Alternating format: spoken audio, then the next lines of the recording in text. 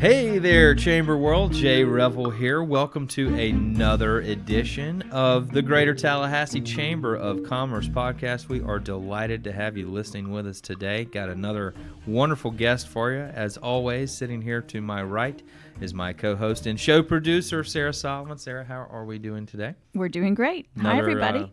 Beautiful Chamber of Commerce weather. Absolutely. Which we say is there's potentially impending rain doom glaring upon us, but it's still beautiful out, right? Right. Beautiful when you're in the chamber building. Absolutely. Folks, great guest with us today. We have our good friend Melissa VanSickle here. Melissa, how are you doing? I'm great. Glad to be here and excited to talk to you for a few minutes this morning. Indeed. Well, we're thrilled to have you. Folks, if you don't know Melissa, Melissa is an attorney with the wonderful firm of Nelson Mullins. Here in Tallahassee. There's probably more to that. Isn't there? Is that like a law firm? Is that the abbreviated version? That's the abbreviated version. We're Nelson Mullins, Broad and Cassel. That's right. Beautiful. And we'll dive a little bit more into the firm here shortly. But one of the main reasons we wanted to have Melissa here with us is Melissa is the new chair of the Board of Governors for Leadership Tallahassee. And folks, if you don't know anything about Leadership Tallahassee, it is one of our sort of in-house partner, sister, family organizations here at the Chamber of Commerce. It's a program of the Chamber. We are very, very much engaged and involved with each other on a day-to-day basis. I'm a past LT grad. You'll meet LT grads all over the community.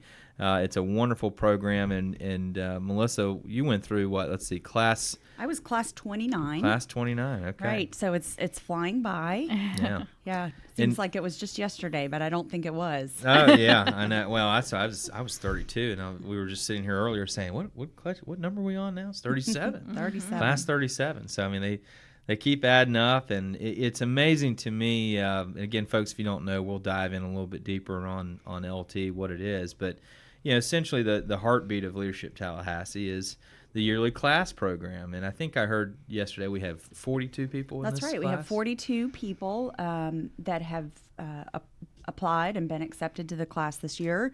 We're really excited to kick that class off officially with their retreat in August. Oh, yeah, that's coming up Which quick. is really a great time. They do a 2-day retreat over in Jacksonville, and the fun starts as soon as they get on that bus for the ride over together. Yeah, it does. It's funny. I got an email. I won't spoil the surprise for the individual they were referring to, but I got an email yesterday from someone in the class who's trying to dig up some dirt on the person they have to for introduce those bus on the introductions. bus. That's right. I remember those. It brought back some fun memories. Yeah. But it is such a cool program. You get great diverse class of folks every time, and really it's a wide array of backgrounds and people who come together, and they basically spend a year through once a month programming, learning about our community and really engaging in the community. I mean, what are the things that when you think about your LT experience that kind of come to mind as special experiences, things of that nature that really made it a good experience for you? Well, I know we'll talk in a few minutes about how I got to where I am today and my experience in Tallahassee, but I have lived here my entire life, which is 44 years, and just had a birthday, so that's hard to say. I think that's the first time I've said 44 out loud. And so I was surprised that even having lived here for as long as I have, that there was still quite a bit I didn't know about Tallahassee. And the Leadership Tallahassee program really did a fantastic job of spotlighting what's going on in our city. As you mentioned, there are program days each month. The programs run from August until usually May of the following year. And the program days are full days, usually on the first Thursday of the month. And they're intense. They're well-programmed. The agenda is always very impressive. Information is provided, through hands-on experiences. So participants are able to take tours of various places in Tallahassee. But there's also panel discussions with experts on the topic of the day. There's usually an industry or a business that's focused on that particular program day. So, for instance, there might be a program day that focuses on healthcare, education, public safety, entrepreneurship, and small businesses. So it really does also nonprofits. So I think there really is, a full spectrum peak inside Tallahassee for people. And the other thing I think is really unique about the program is while you're learning about the city that you live in, you're also learning about yourself and your leadership styles and how you interact with people. So you have an opportunity to really talk about the issues that are facing our community with people that some of whom become really good friends and some of whom don't. But everybody has their own perspective. And it really is a sort of a safe place where you really get comfortable and are able to have the interaction with people and really talk about your community. Yeah, and there's challenges in an LT class is always representative, I think, of the challenges in the community, right? I mean, to your point, that's right. You're going to have some people who you really agree with on some things, some people you don't agree with on things, some folks that you maybe didn't think you would, but you did. I mean, it's such an interesting way to discover, different, diverse backgrounds and personalities and opinions, and that's how we move the community forward. I mean, our sort of LT brand of leadership, I would think, is get to know your neighbor, get to know the people that you might be arguing against at City Hall one day or whatever, and develop a relationship so it can be a respectful difference of opinions if you have one, or perhaps even better, an opportunity to build some good things going on in a community, because that happens pretty regularly. You see LT classes come together for projects. That's right. Which is cool. Sorry for my class. I chaired that. That didn't work out as well as we would have hoped. But good folks in every class, and it's a really, really great thing. And so tell us, when you go through LT back a few years ago, just kind of share a little bit about what your experience was like. Well, I have said this before. I think that once you graduate school, college, and sort of move on to your professional career, you really aren't afforded an opportunity to get to know people really well, except for maybe your colleagues that you work with and people that your close friends. And so I thoroughly enjoyed seeing this group of people on a set day every month and talking to them and really getting to know them, and made a number of really good friends as a result. So personally, it was incredibly rewarding to have those relationships with people on top of the professional learning and engagement that we took a part of every month in our programs. It was fun. It was like being at summer camp, if you once a month. We just had a great time, and our class really got to know each other. We would have happy hours after our programs. We would get together in between our meetings. We still have a standing holiday party that we do, even 8 or 9 years down the road. We still try to get together at least once. That's our dedicated event. So for me personally, it was just an opportunity to step outside my comfort zone and learn things about myself, my leadership style, become engaged in my community, but then also make these great relationships. One of the things that I think is particularly unique about the way Leadership Tallahassee is kind of set up is, and then you touched on it a little bit, not only do you kind of meet these people and form events, yourselves with your new friends, but there's continuous programming for LT alumni. And it's kind of like way more than just beyond your 1 year. Tell us a little bit about the kind of things that you enjoy coming back year after year, and then you can kind of wrap in there too. What's your role as the chair? Well, that's a great question, because you're right. The programming really is designed to keep people engaged even after they, graduate from their class. So, for instance, we'll have maybe similar to what you see in other organizations, a fall social, which we'll have this year in August, sort of a kickoff to get everyone back together again, coming back from vacation and back to school. Maybe the temperature will start to drop a little bit and we can actually enjoy it. We hope. Right. Well, we have alumni lunches. Those are at lunch, like it sounds. It's usually about an hour, and it gives everybody a chance to network. And we really work very hard to have quality speakers or panel presentations. It's usually a topic that's very relevant and timely, so that people are interested in what the speaker is presenting on. We do offer a one-day program called Opportunity Tallahassee, and this year it will be in October. That is actually not really an alumni program, but it's designed to sort of spotlight Leadership Tallahassee in the chamber. It's sort of a really compressed Leadership Tallahassee program, that would normally span a year all in one day. And participants ride the bus together and go from, location to location as they're learning about the community. It's a great opportunity for somebody that's new to the area or is interested in Leadership Tallahassee or becoming more involved in our community, but's not really sure, how to do that. It can be a standalone, so you can come for the one day, or it can be sort of your first step into applying for Leadership Tallahassee the following year. We have a yearly event, Distinguished Leadership Awards event, which is held in September, which honors local leaders in the community. There's 4 categories of leadership awards, and there's usually 2 or 3 people nominated for each of those, and all of those people are spotlighted. It's a very well-attended event. It's very well programmed, and it's just a great time to see people and put on your fancy clothes and celebrate people that are doing great things. Absolutely. And there's always a lifetime leadership award with That's that, right. which is cool. This year's Tom Barron, president of Capital City Bank, which is great. It's always fascinating at Distinguished Leadership Awards to see that wide array of people who are doing great things in the community. The lifetime award is always really interesting too, because you just hear some great stories. Some maybe that you might know someone, but you might not know what the full breadth of their involvement in the community has been for sometimes 30, 40, 50 years, which is just really neat. I mean, leadership. I think people probably, a lot of folks, when they think of a leadership program, you might be thinking, oh, this is some sort of jumping off for running for office or something. And for some folks, it can be.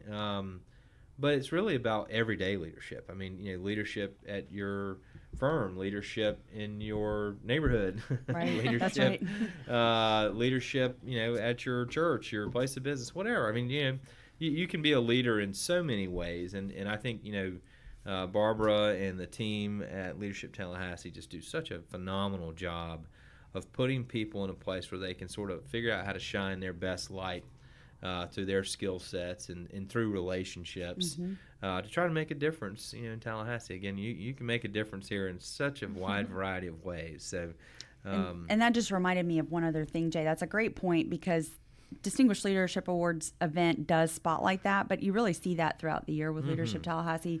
I think the organization does a great job of engaging alumni to serve on committees, to chair committees, to be involved in planning different events. And I've been involved in other organizations, professionally and socially. And there's always sort of that clique, where it's the same people that tend to do the same thing over and over again. And you do not see that in Leadership Tallahassee. There's an opportunity for everybody. There's no set, who's going to be next chairing a particular committee or planning a particular event. And I think that's a great asset of Leadership Tallahassee, that really everybody that's applied and been in the program really is valued and important, and makes meaningful contributions to the group. No doubt about it. And folks, if you're someone who maybe you're hearing about LT, hopefully not for the first time, but maybe it's rekindled some thought in your mind. The application process typically takes place about first quarter of the year. That's right. Yeah. The calendar year, and then you pick the class in about May.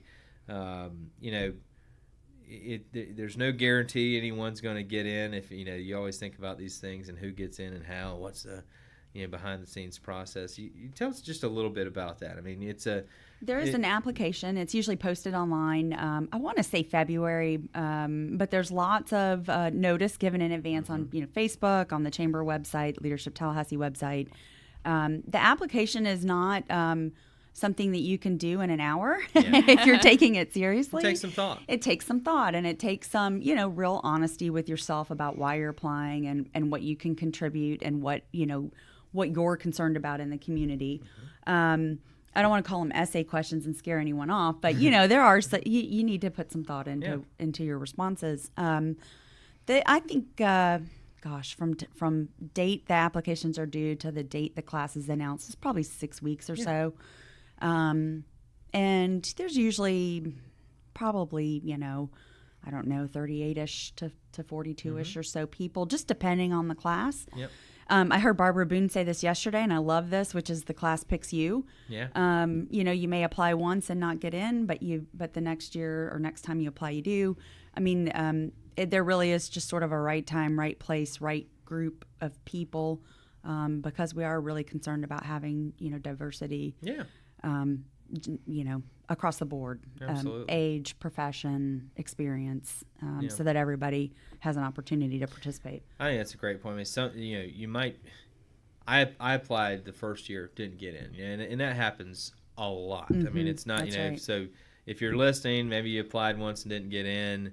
Don't be disheartened. It happens all the time. That's right. And I mean, so I was fortunate. I got in on the second go round, but every class is different, and sometimes. You fit better with a different class. I mean, just that may sound weird to you folks, but it's true. And so if you've applied before, didn't get in, definitely do it again. It's a really, really great thing, and it really can be a great spark for your involvement in your career in Tallahassee, and just you're gonna walk away from the program no matter what with a deeper appreciation for the city you live in, and hopefully it's something that really makes you fall in love in Tallahassee in some new and unique ways, which you're a lover of the community, lifelong resident. Yes, I am. So let's kind of shift to that part of the conversation a little bit, Melissa. What is your Tallahassee story? I grew up in Tallahassee. My parents are still in the house I lived in on Marion Avenue over in Benton Hills. I went to school at all the schools along Miccosukee, Kate Sullivan, Cobb, Leon. I stayed to go to undergrad. I'm the oldest of three and probably wasn't ready to leave the nest yet. And I'll tell you, it was interesting when I moved across town, my first year in college, I was surprised that there was this whole other side of town. And I knew about it from going to football games, but, and the occasional events at the university, but really, had not lived there. And so it was, I would go home for the weekend to do laundry, and drive back across town. But it worked. It was great for me. So I did get my undergrad degree at Florida State, and then decided to stay on and go to law school also at Florida State, which is a tremendous program here, true asset to the community. Really they're just doing phenomenal things at the law school, and, just thoroughly enjoyed my time there. And then as I was graduating from law school and deciding where to stay to practice, I was committed to the community, really wanted to stay here, and started off with a smaller local law firm. I did have an opportunity later in my career to move away to a different city with a company that I was an in-house lawyer with at the time, and it seemed like a great opportunity, but it sort of tested my resolve to stay in Tallahassee, and I'm still here, and happy that I am. Good. That's a high point for our community, that somebody of your caliber with so much opportunity chooses to stay here. Can you kind of elaborate on some of the things that you think are benefits of living in this community? Yeah, I mean, absolutely. Of course, my family was here, which is important, but there's a bigger, network of support, and I definitely felt that. I think if you take the time to get engaged in Tallahassee, the other people that are in the city give back to you that way too. Mm-hmm. I think, Tallahassee really is an educated, involved, engaged community. I mean, before we started, we were sort of joking about involvement in homeowners associations. I mean, everywhere you know people in the grocery store, people at City Hall, at sporting events. I mean, our community tends to be made up of a lot of people that are knowledgeable and interested in what's going on around them, and curious, and open for discussion. And I think that's important. I like that we are still sort of a small town. I mean, I know we complain about traffic, and we have complaints about the airport from time to time, but it wasn't long ago that I left my house in Southwood and was at my gate, not just, checking my bag, but at my gate ready to get on the plane in 20 minutes. Mm-hmm. You can't do that in Orlando or Miami or Atlanta. I mean, you just can't. And I know, because I've flown out of those cities. So and you have to pay well for that privilege. You have to pay well for that privilege, right? I'm not in that level of income. Yeah. And I really appreciate the natural resources that we have here everywhere you look. I was parking to, come in, to talk to you guys this morning. It was just the oak trees and the, the beautiful sidewalks and the downtown landscape. I mean, everywhere, that you look, we just really are very blessed with that. And you even see that when you fly in back from somewhere else and you're about to land at the airport and there's trees everywhere, and it's just, and then we're not far from the water, and there's lots of, other things to do around us. So, it would be hard for me to leave, I think, at this point. One of the things that I think is unique about your line of work is that you get to live here. It's kind of like, a great place to live for all the reasons that you just said, but you also kind of have the opportunity to do work elsewhere. Can you tell us a little bit more about your line of work? What kind of law do you practice? Just tell us a little bit more about the depth of your career. So I'm a commercial real estate lawyer, and I've practiced in real estate for 17 years now. So that means that I represent developers and lenders and buyers and sellers of commercial real estate. We might represent a developer in a project where they acquire the property, they develop it, they plat it, they entitle it, work out the necessary agreements with the utilities, sell residential homes, and then maybe develop a commercial parcel. We handle the leasing, and any other related property management issues, and then eventually that developer may sell the property, and we represent them in that as well. And so again, we would represent sellers, buyers, lenders for any of those types of projects. And when I initially started, my work was very focused in Tallahassee, and that sort of progressed to a regional model. Mm-hmm. And now it's really more statewide. And what I think is interesting is that I'm able to do work in other parts of the state on projects that are other parts of the state, but still have the benefit of being here in Tallahassee. And some of that is just good luck, really. And some of that is being associated with a larger law firm. Nelson Mullins is a law firm of over 750 lawyers in 28 different cities. So we have the infrastructure in place to do that work in other markets. But I still have the Tallahassee work too, Tallahassee clients and work that I'm able to do here as well. So I feel very lucky. Yeah, you talk about the size of the firm and the reach of the firm, other communities that you're in. We were very fortunate earlier this year. We took, hopefully listeners, you remember this or have been aware of it, but we took a great community leadership trip to Greenville, South Carolina. And one of the great treats during that trip was we got to hang out at the Nelson Mullins office in Greenville, where y'all have a pretty big flagship station there, I guess you'd call it. Right. And wonderful folks from the firm. We had a chance to engage with, hosted us for a reception there, which was just delightful. You went on the trip. Any thoughts about sort of the difference between what we've seen in Greenville, what we're seeing here in our community, and just maybe what your thoughts are on the state of things here these days? Well, I mean, first of all, hats off to the Chamber for that trip. It was so incredibly well planned and programmed and thought out. Greenville really showed those of us that were on the trip that it can be done. I think there's a lot of similarities in terms of just the size and some of the history of the city as compared to Tallahassee. But I was really struck by the collegiality and sort of the all-in model that Greenville seems to have adopted over several years. And admittedly, that took them decades. I mean, this is not something that happened overnight. But it really seems like everybody's singing from the same sheet of music: the city, the county, the school board, the area universities, the companies, the chamber. And I worry sometimes that Tallahassee is not as unified. And I think that's some of the challenges that we see. Is that we can't seem to all agree what it is we're focused on. Yeah. I think Greenville has the same or similar challenges. I mean, everything's not perfect there. That wasn't the focus of the trip because, that wasn't what we were there to learn about.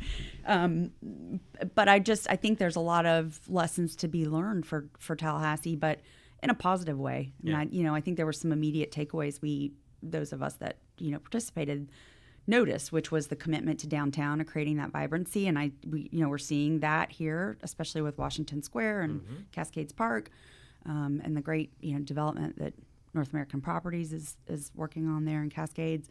I just think that, we also learned a lot about the airport. And I think there's a lot of lessons learned there in terms of governance structure and commitment to the land around the airport to, provide meaningful development that'll kind of spark that use in our airport that we desperately need to try to keep our fares down. So I thought it was great. I think there's a lot of opportunity for Tallahassee, and the Chamber's really done a great job of continuing those discussions post-trip with I guess they're probably not monthly, but every other month. They've been monthly since we got back. Got one, we did a session on downtown, we did a session on sort of challenges and opportunities on the south side, and now we've got another one on the airport coming up here towards the end of July. And those have been really important to engage people that didn't participate in the trip, so they can hear some of the discussion, but also keep people talking. I mean, it doesn't do any good to take a trip and then come back and all sort of get back to work. But I'm thrilled that there's a continued commitment to having those discussions and moving those issues forward. Well, and that's one thing, when you think about the Chamber, you think about LT, kind of all of our shared capabilities between the two organizations, here in the building. We always want to be a place that is inciting dialogue, that's giving people an opportunity to engage with the future of the community, where we're headed, where we're going, and try to coalesce around some vision on what we want to be when we grow up. Right? We're almost 200 years old.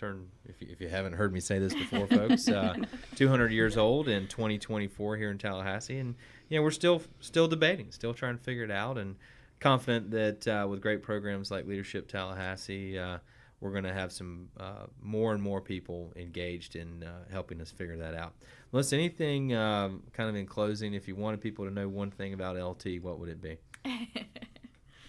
That's putting you on the spot. I know, right? That was not a question that we said you would ask, Jay. Curveball.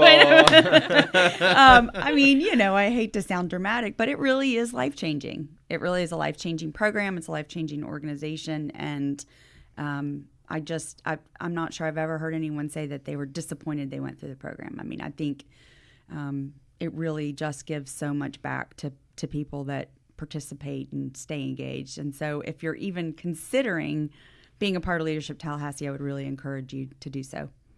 Well, I think that's a well-said way to wrap things up. And folks, as always, thanks for listening into the show. We sure do appreciate you listening. Thanks to Melissa for being with us today. Thank you for having me. If you want to learn more about Leadership Tallahassee, go to leadershiptallahassee.com. Again, some big dates, Distinguished Leadership Awards coming up September the 19th. If you're thinking about LT, maybe applying in the future, you want to engage, that Opportunity Tallahassee program is coming up soon. It's October 17th. So you can go to leadershiptallahassee.com, find out more about all that, and find your way to sort of get the foot in the door and get engaged. You'll be glad you did, I promise you. But thanks again for listening, folks. As always, tune in, listen to our shows. We think you're going to enjoy them. We try to have really diverse, interesting guests with backgrounds and stories and thoughts. And if you haven't, go on to your favorite listening application on your phone or other device and make sure you subscribe, leave us a note, give us a review. We sure would appreciate that.